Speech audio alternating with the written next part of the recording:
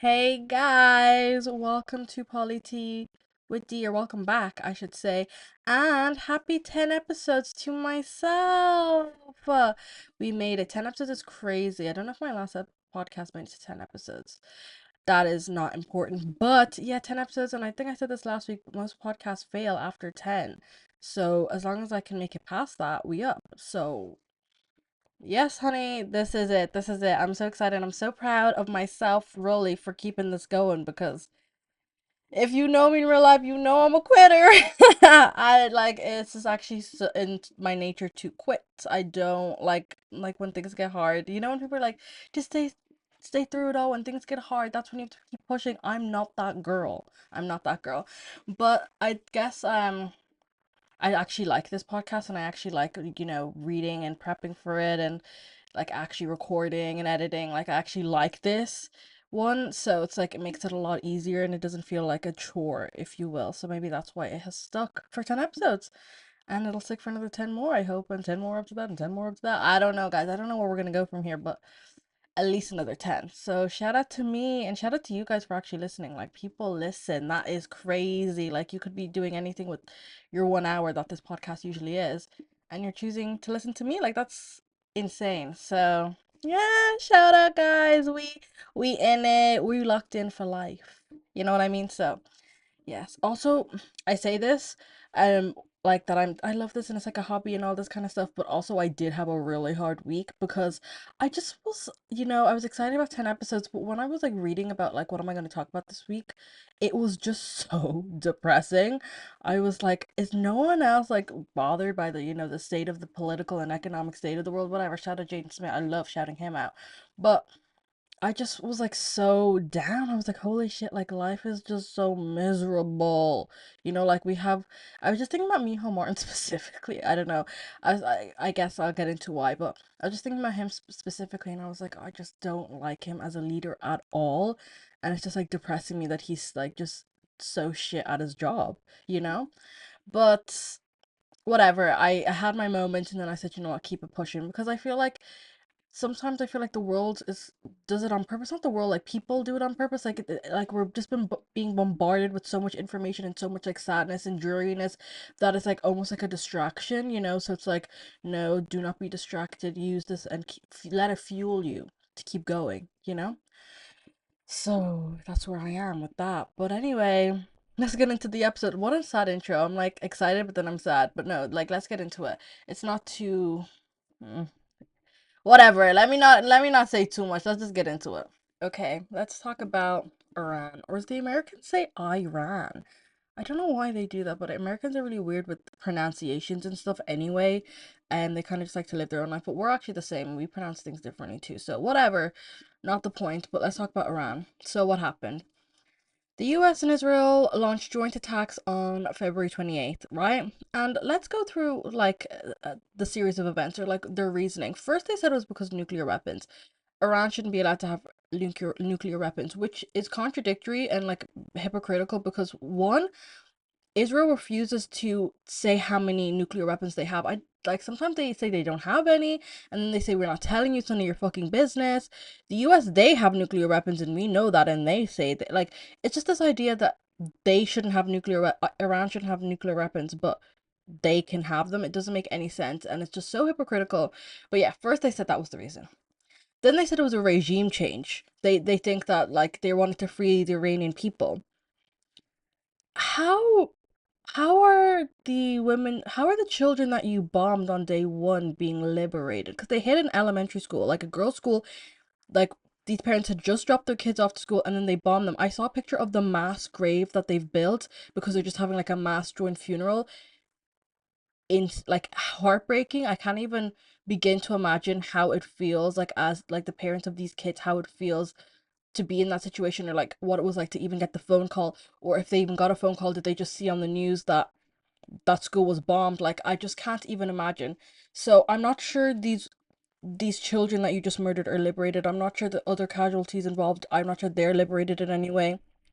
Also, like okay, you keep bombing them and then what? You know, like this whole regime change thing is just a lie, and there's no such thing as a regime change war. Like that never fucking works. Like you want to insert your own dictator in there, you want to insert your own person in there.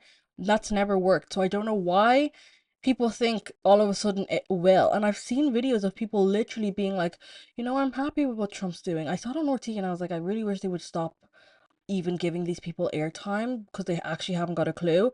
But I mean, whatever. If that's their prerogative, that's their prerogative. But like being like, you know, it's a good idea. Like we need to free the people of Iran. They don't even know. They couldn't point Iran out on a map. They don't even know what's going on in Iran. They don't know anything. But all of a sudden, he's the big guy. He's the top dog. He's doing what needs to be done. It doesn't make sense.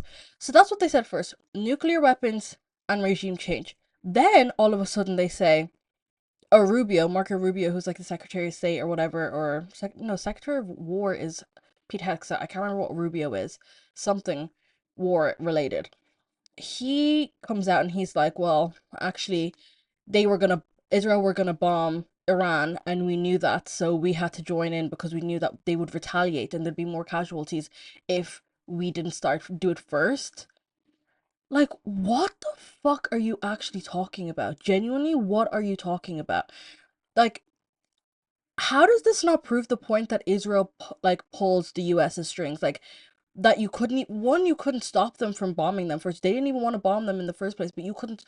The US couldn't stop Israel from bombing them. They have That's how much control Israel does has, and the fact that because Israel is doing it, you also have to do it. Again, that's how much money and control Israel has over the US, which I'm confused by their relationship because it's like Israel funds so many of these senators and stuff like that, and then it's like a pyramid scheme because Israel funds all of these like politicians and like in the APAC and stuff like that. So they fund all of them, and then Congress, like all of these senators and all these congressmen that they've put in place, then send money to Israel. So it's like a pyramid scheme where give you money to get into power, then you send that money back to me, and then I send money to get you in power, and then you send that money back to me. Like it's literally a pyramid scheme. It's so insane. Anyway.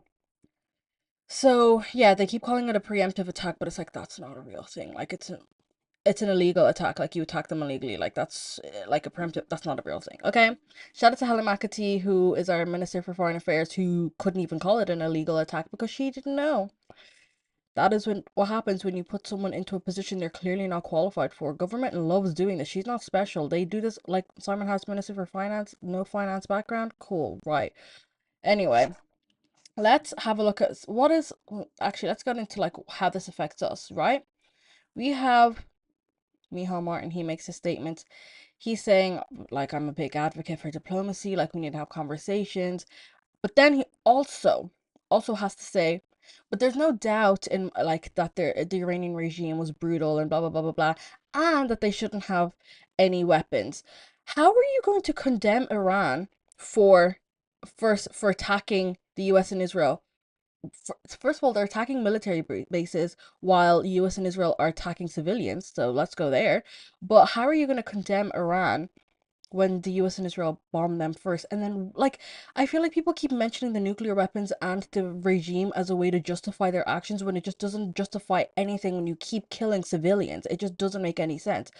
But yeah, here we go. Michal Martin, no backbone. Shocker. I saw a tweet that was like, it's actually pretty impressive that Michal Martin has managed to walk around without a spine. Like, he's the most spineless man on planet Earth. Like, God forbid you say, not actually a fan of the US and Israel bombing Iran first. Like, that's kind of insane. Like, why can't you just stand on business for once? Shout out Spain.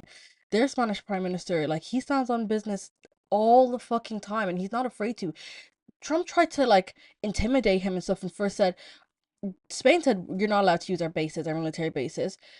The US comes out and says, "Oh, I just got off the phone with the people in Spain. They said we can use our bases." The prime minister comes out and says, "I literally never said that. Like I'm repeating again, no to war, and you cannot involve us or use our bases." Like, and then obviously Trump is like, well, we're not doing business with you anymore. And it's like, okay.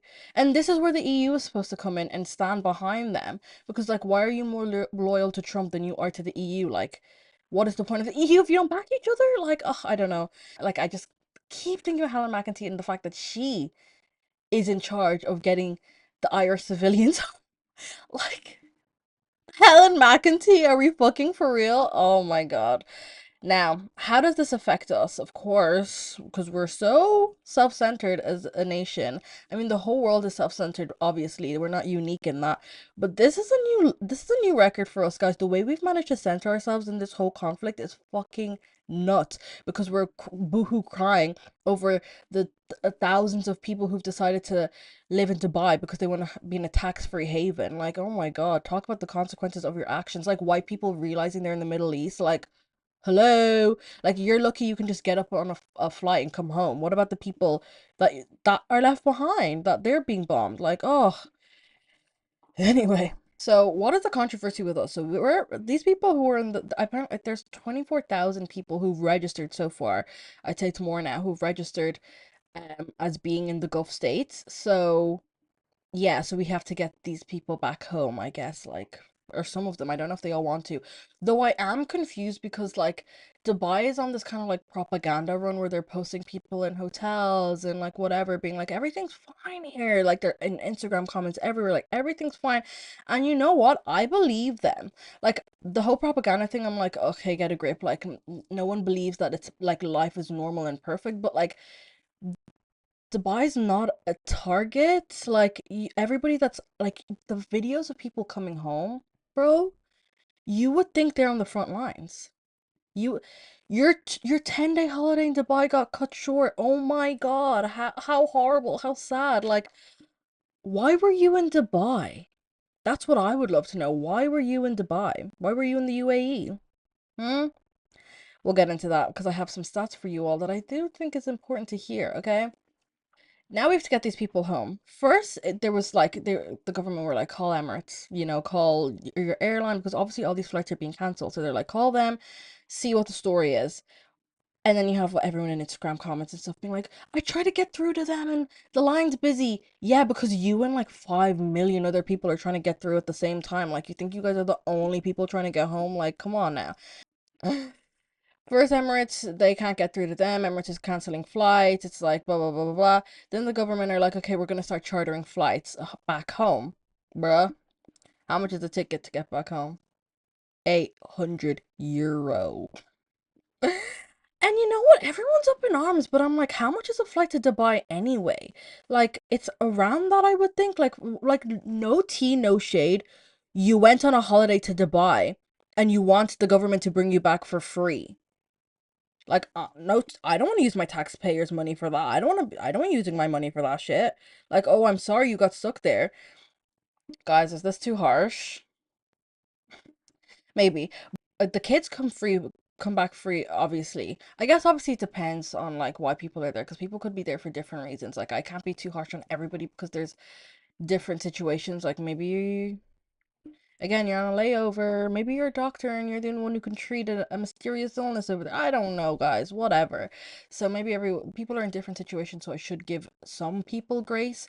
But like €800 is a lot of money, but like how much does it cost for you like anyway to come back home? People were saying it's like €500 if you're like book ahead of time, but like if it was a last minute flight, it would be around that much, and the government are subsidizing it.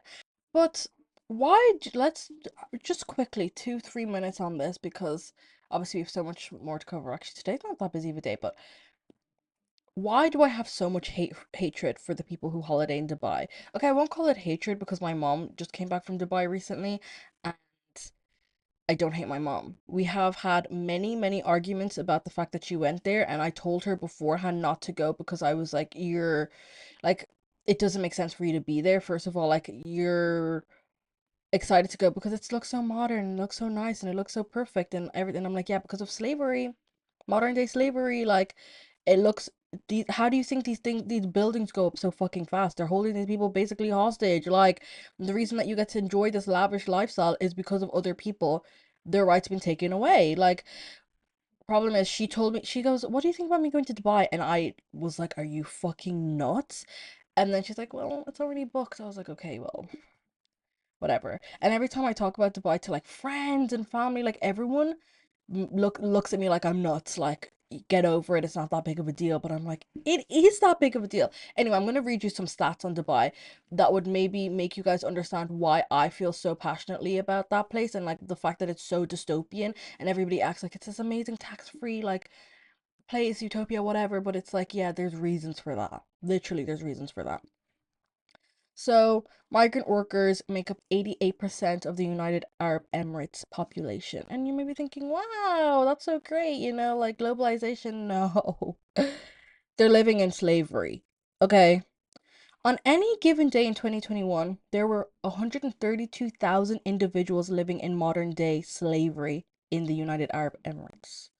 This is the seventh highest prevalence rates globally. Seventh in the world. This place that everybody frequents so often, that everybody loves so much. Seventh in the world for slavery. And I'm supposed to just be like, oh, well, I guess you gotta get cute boat pictures on a boat. Get your cute pictures on a boat in Spain. The fuck? Oh, I don't know. Woo. Dubai skyline was built by migrant workers working an 18-hour shift, working 18-hour shifts. They were bussed to and from dirty, squalid camps. Shout out to Politics Jokes. They put all of this stuff together, but like you can get the stats these stats are everywhere. Okay? Some more stats for you guys. A 2013 Observer investigation found companies were withholding the passports of migrant workers, trapping them in the UAE. Dozens of workers were deported in 2013 for striking over their pay and the conditions that they were living in.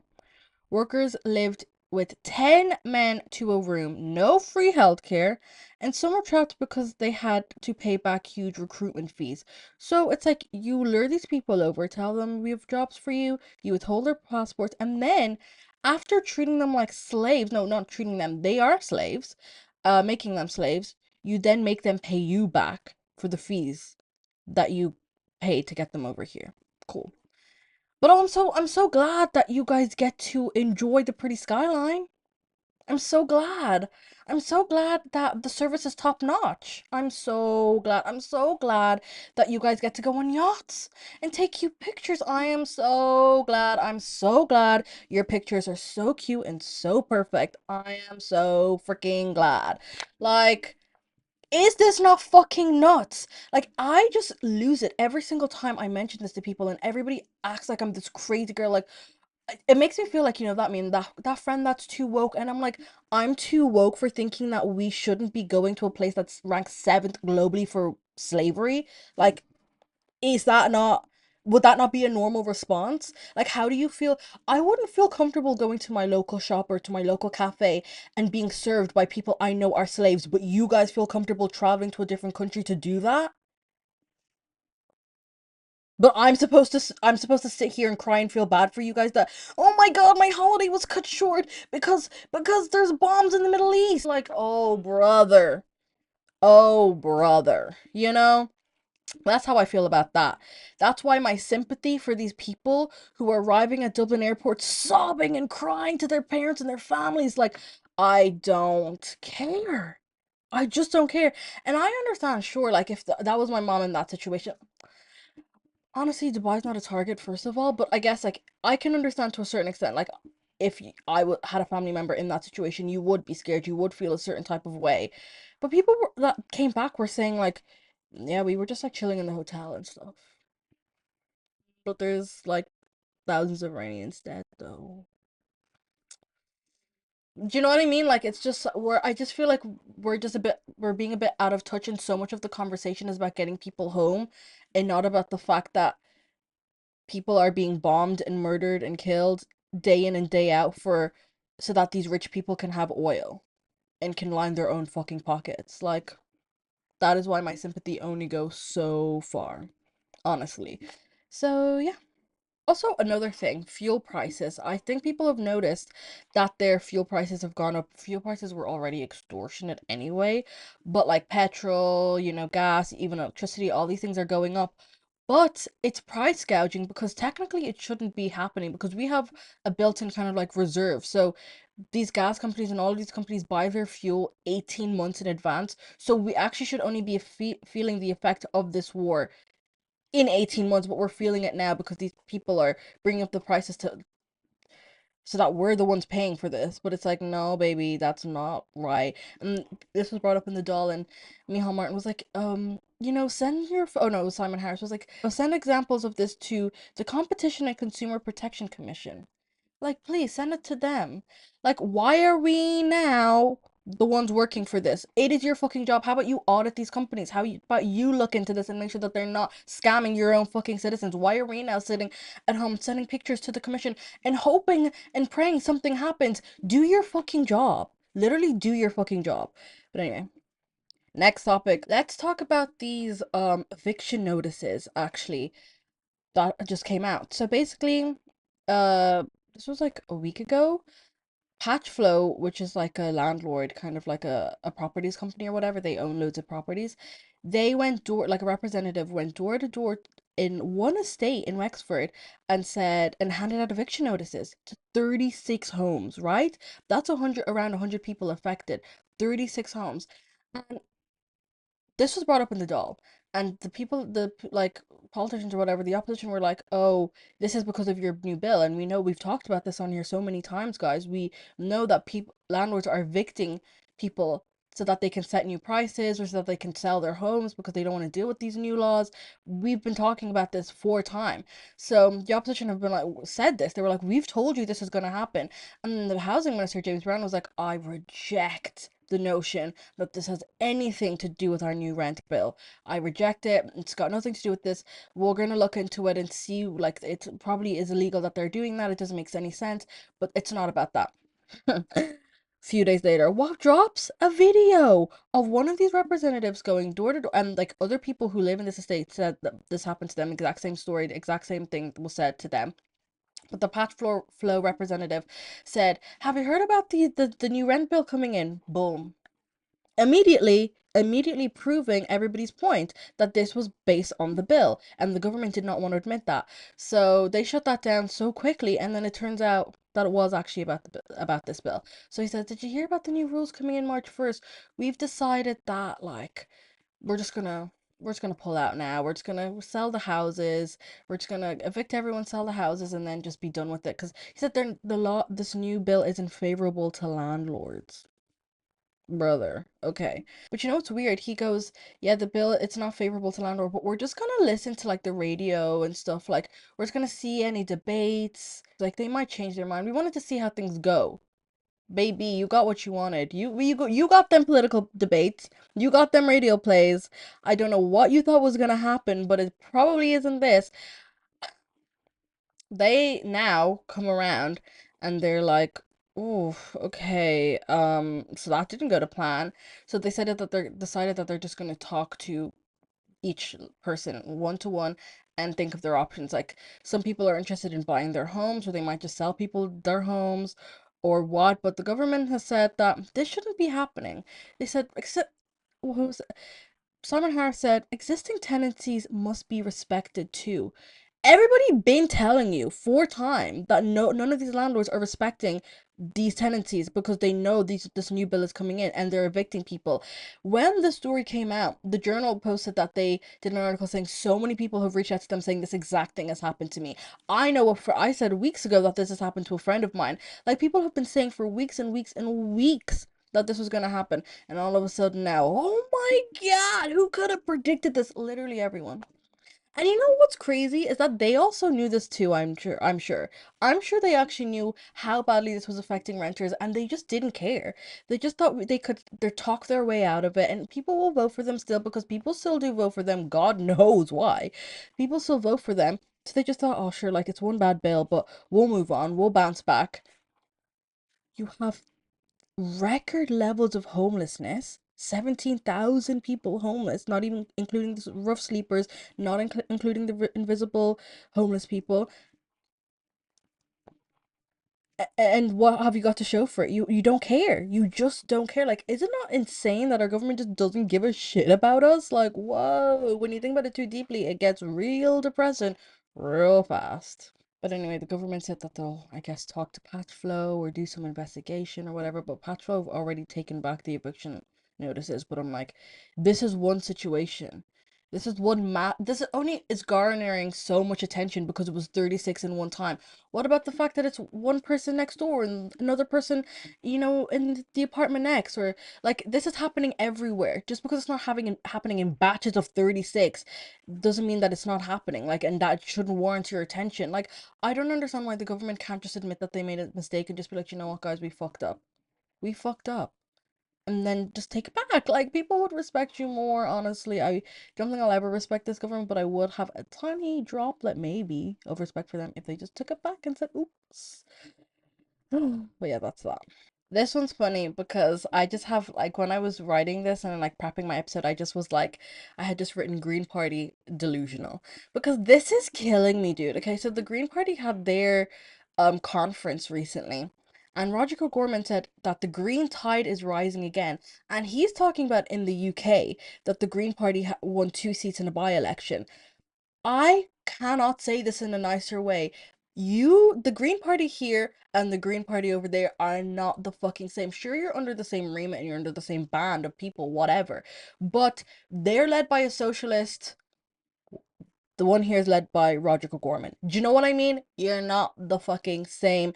You have barely any left policies, or if you do, I haven't heard about them. And you know what? This is actually was brought up last time when I did the interview with the counselor, and he was like, we have one TD and one senator, so it's like we're just not getting airtime. So obviously maybe they do have these policies, but they need to lean into the fact that they're a left-wing party. I mean, they're center left, so I don't know how heavy on the left they are, but they need to lean into that. Like, you're not going to win votes because the Green Party in the UK won votes. Like, I would vote for the Green Party in the UK. I absolutely would not vote for the Green Party here. Why would I give them my vote? Hmm?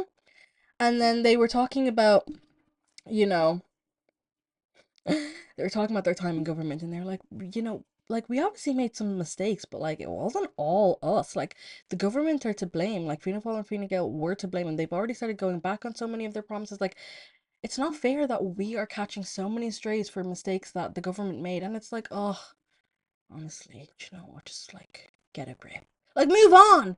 You fucked up again. Just say you fucked up and move on. Like, nobody thinks the government are perfect. I don't. I've said that many, many times, but you actually did fuck up, and you shouldn't have gone into government with them. You lost yourselves. You literally lost yourselves.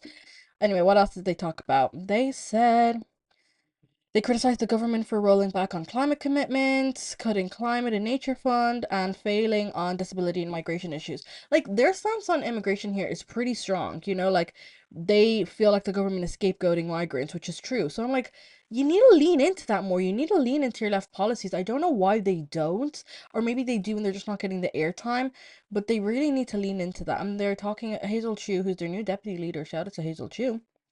She highlighted issues like public transport, cycling infrastructure, and the rising cost and congestion of daily life. Because public transport like just isn't getting as much money as it used to before. I don't know why they've decided not to do that. I mean, I know why, they just don't give a shit. But yeah. Okay, next topic. I just wanted to bring up the Green Party because I just remember reading the article about the Green Party and laughing so fucking much. I was like, these people are so delusional that they think because the Green Party over there is doing well, it's gonna do well here. Like, I love that. Dream big. Dream big, actually. Come on now. Next, let's talk about the Rotunda Hospital. You know what's funny? When I was like in secondary school, I just was talking to a friend and I was like, oh, I was born in Rotunda, and all my other Irish friends were born in Hollis Street. And then I talked to my friend who's a child of an immigrant and she was born in Rotunda. Two of my cousins were born in Rotunda. And then I just was like, what is it with Rotunda and like the children of immigrants? Like, I feel like that is it. I used to call it the foreigner hospital. I'd be like, guys, we're the foreigners, like the foreigner hospital. I put on my close friends or my vlog or whatever, Snapchat, and I was like, guys, I feel like so many kids of immigrants were born in the Rotunda. Like, what's that about? Every single child of an immigrant that was born in Ireland was in my close friends messaged me, was like, I was born in the Rotunda. Every single person. I said that was our home. It's like it's such a non-issue and it's just so funny. But I was like, I just felt like a connection. I was like, we're all connected by this hospital. Why am I talking about the Rotunda? Basically, there was a plan in 2015, yes, 11 years ago, to move the Rotunda from Parnell Square to Connolly Hospital in Blanche, okay? So that was the plan. They were going to move it and have it there. So because they had this plan, whenever like the Rotunda would make plans for expanding or, make applications for expanding, they kept being shut down because they were like, no, but you're moving. We can't expand if you're gonna move. For 11 fucking years, they've been trying to expand, but they can't because they are supposed to be moving. But obviously, we're now in 2026 and the rotunda has not moved. And the opposition have been saying, like, hello, can you clarify if they're going to move? Because it makes no sense that they're just stuck in this standstill. They can't do anything. They can't, improve their services because they're stuck in this standstill. So the government were like, okay, well, I guess it's time to announce that we're actually just not moving it. So, yeah. But anyway, now that the rotunda they've decided, we're not moving it. The Rotunda has decided that they're going to send another application for an expansion, 100 million euro expansion, um, to on Commission Planala, and then hopefully that'll be accepted now because they're not actually moving. So they've revised that application, sent it on. We'll see what happens. So hopefully they can expand. Shout out to Rotunda. They have my heart, obviously, because I was born there. But yeah, the goat. Okay, this is the Criminal Justice Rehabilitation Periods Bill brought by brought forward by the Soc Dems. Okay, so this is to get rid of. Let me take it from their words so I don't fuck it up. What are Spence convictions? This is like, have you guys watched Law and Order? All them shows. It's when your records are expunged. So they get rid of that shit, right? So they said a Spence conviction is a minor conviction that can be removed from someone's record after a set period, so after a certain amount of time.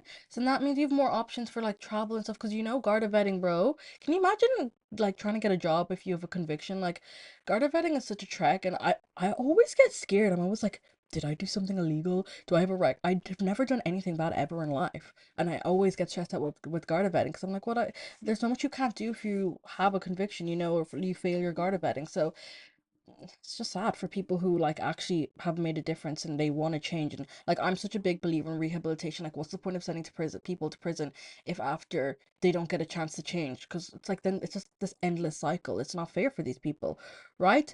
So they want to expand how many people or how many convictions you can have on your record before it's expunged. Because before, right now, it's just one conviction. Or any more than that, and you can't have your record expunged. You can't have, I love that word expunged, but like you can't like have a spent conviction, right? So they want to expand that so more people can benefit from that and more people can have a chance to rehabilitate themselves and have a better chance at life. So how are they going to do this? How are they going to expand the remit, expand how many people can have, a spent conviction or whatever? So here's a few. By removing the cap on the number of convictions that can be spent, enabling simple drug possession offensives to become spent, because I guess if you have a simple possession that can't be expunged, which I'm like, damn, you get picked up for reading, that's you done. Crazy. First of all, legalize it. But yeah, that's not fair. And shortening the rehabilitative periods of children and young people, that's nice. Okay, so this was brought forward by Senator Lynn Ruan, and she like wrote this bill, brought it forward to the Senate, to the Senate. Ooh, we getting Anglo in this bitch. Sorry. To the Shanid, okay? Brought forward to the Shanid, and then it was passed to the Dáil. So Gary Gannon brought it forward to the Dáil, and it's been moved forward. Like they voted on it and it passed. So now it's going to the committee stages, and like it seems like the government are pretty much on board with this. Like they've obviously are gonna put forward amendments and stuff, but they don't have any horrible things to say about it now, so it's going forward to the next stage. So that's pretty cool. And let us talk about our last bill. Dun, dun, dun, dun, dun, dun, dun, dun. Okay, online. This is one that didn't pass. I wish I had some sound effects in here. When I learn how to do that, we should get some sound effects in this bitch. Lol. Okay, so this one is called the Online Safety Recommender Algorithms Bill 2026, brought forward by People Before Profit. So this one is one to restrict how social media recommenders work. So like how algorithms work, because right now, and this is specifically for under 18, so they want to shut off the recommender algorithms altogether because basically when you first get your phone or get onto TikTok or whatever, within like 10 minutes, if you put forward that you're a girl, they'll start sending you like eating disorder fucking TikToks, like just the most horrible stuff so quickly. And then for men, it's red pill Twitter, misogynistic stuff, like women ain't shit, blah blah blah blah blah. You need to be an alpha dog, like all that kind of stuff, and it's teaching men these practices, and then also women other practices that are just not helpful or beneficial. And then it's just like if you're hearing all this information at such a young age, it's hard to kind of correct that when you get older. So it's like we should be stopping them from hearing this information from the beginning so that they can be civilized men and women when they grow up. And like it's to protect, but like I don't understand sometimes when people we talk about like educating men about you know rape and sexual assault and consent and things like that. Everybody acts like, or like even teaching them about misogyny and the patriarchy, everybody acts like, we're blaming men, which I kind of am, but everybody acts like, we're not letting men be men, and like it's like men are the problem, and it's all about women, blah blah blah. But I'm like, men benefit from this. Men don't even really like men would benefit from the patriarchy being taken down. Like, men would benefit from the world not being as misogynistic as it is. Like, these incels would benefit from learning how to fucking talk to women respectfully. Like, I don't understand why men feel so attacked when we talk about educating them. Like, even when adolescence came out, it was like, we're blaming men again. Oh my God, like, here we go again. And I'm like, well, I think it would be good if men didn't murder women. Like, you don't go to jail and a woman isn't killed. Like, is that controversial to say? I don't really think it is, and yet it always seems to be a topic of conversation. I believe that we should be teaching kids, like young boys and young girls too, I guess, about the patriarchy and stuff and misogyny and sexism from a very, very young age. Like, I'm talking like first class or something. Like, even teaching them like language and how to speak to women. I just think it's so important because if you are learning all of this stuff off TikTok and Instagram and social media at such a young age, then it is hard to correct that when you get older, and it just leads to like horrible situations for everybody involved. I don't know. I just like let's just teach our kids to be respectful. Like that's literally all we're doing, teaching people to be respectful, and yet it's a big topic of conversation. Like we're not letting boys be boys. Maybe we shouldn't. Like maybe there's another version of them out there that exists and we should let them be that. But anyway, oh right, the bill didn't pass. Sorry, I've gone off topic. The bill didn't pass, right? And the government said they're not going to support the bill because all of these issues have been addressed before in legislation that we have right now or legislation that is coming. They've said, I promise you, you can't see it yet. And we don't actually have the name of any of this bill or the legislation, but like it does exist and it is coming. Not true, first of all, because their version of stopping this like cycle of men being abusive and women being abused, their version is to ban social media, which doesn't do anything. I mean, we'll see the consequences of the Australia ban probably within a year or two, but or maybe longer, I don't know, maybe 5 years, but I think it's not a good enough option. Like, I think banning these algorithms is a decent place to start so people aren't being fed this toxic information all the fucking time. Like, it's even hard for me sometimes. Like, you like one thing by accident. Baby, I was on Trump's America. I was in Trump's America at one point. I said, how did I get here? This has been brought up to me actually. Like, I have the worst fucking habit of liking things before reading them or watching them because I'm like, I built this place brick by brick. Like, my algorithm, like, I built that. So I always get like so shocked when the algorithm is not algorithming, you know? So I always accidentally like things, and like I remember once I liked something on Instagram and people were like, why the hell did you like that? And I was like, maybe I didn't even read that. I did not read that. That is my bad. That is my bad. So it's scary. Like once you like one thing on TikTok, that's your whole feed. One thing. I accidentally liked a homophobic TikTok and I didn't even realize it was homophobic because I didn't watch the video. And then I just saw gay in the title and I said, yes, queen.